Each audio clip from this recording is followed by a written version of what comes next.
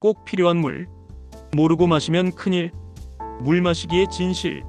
당신이 몰랐던 충격적인 사실들. 여러분, 매일 마시는 물이 독이 될 수 있다고 상상해 보셨나요? 하루 2리터 물 마시기 챌린지로 건강이 오히려 나빠진 사람들이 늘고 있다는 사실 알고 계셨나요?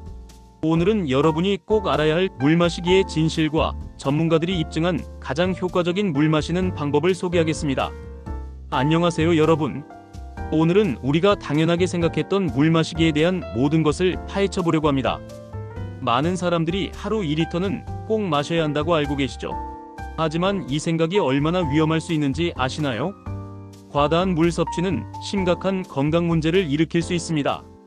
저나트륨 혈증, 신장 과부하, 심지어 심장에도 무리가 갈 수 있다는 사실 놀랍지 않으신가요? 그렇다면 어떻게 물을 마셔야 할까요? 첫 번째로 시간대별 물 마시기입니다. 아침에 일어나자마자 미지근한 물 한 잔으로 하루를 시작해 보세요. 위장을 깨우고 신진대사를 활성화하는 데 최고입니다. 식사 30분 전에는 약 150ml 정도, 그리고 운동할 때는 15분에서 20분마다 조금씩 마시는 것이 좋습니다. 이렇게 시간에 맞춘 전략적 물 마시기를 통해 하루의 리듬을 조절할 수 있습니다. 두 번째로 개인별 맞춤 섭취량 찾기입니다. 체중 1kg당 30ml의 물이 기본 공식입니다. 예를 들어 60kg의 체중이라면 하루 1.8리터가 기준이 되죠.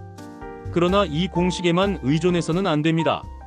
활동량, 날씨, 그리고 건강 상태에 따라 섭취량을 조절해야 합니다. 운동을 많이 하거나 더운 날씨에 있다면 더 많은 수분이 필요할 수도 있습니다. 세 번째로 물의 온도 관리하기입니다. 차가운 물이 좋을까요? 미지근한 물이 좋을까요? 정답은 20에서 25도의 미지근한 물입니다. 체온과 비슷한 온도의 물이 위장에 가장 부담을 덜 주기 때문에 소화기계에도 더 좋습니다. 네 번째로 다양한 수분 공급원 활용하기입니다. 물만 마시는 것이 능사는 아닙니다. 수분이 풍부한 과일과 채소를 섭취하는 것도 좋은 방법입니다. 오이, 수박, 오렌지와 같은 과일이나 채소는 훌륭한 수분 공급원입니다. 또한 허브차도 수분을 보충할 수 있는 좋은 대안이 될 수 있습니다. 다섯 번째로 스마트한 습관 만들기입니다. 물병에 시간별 녹음을 그려두거나 스마트폰 알림을 설정해두면 규칙적인 물 마시기에 도움이 됩니다.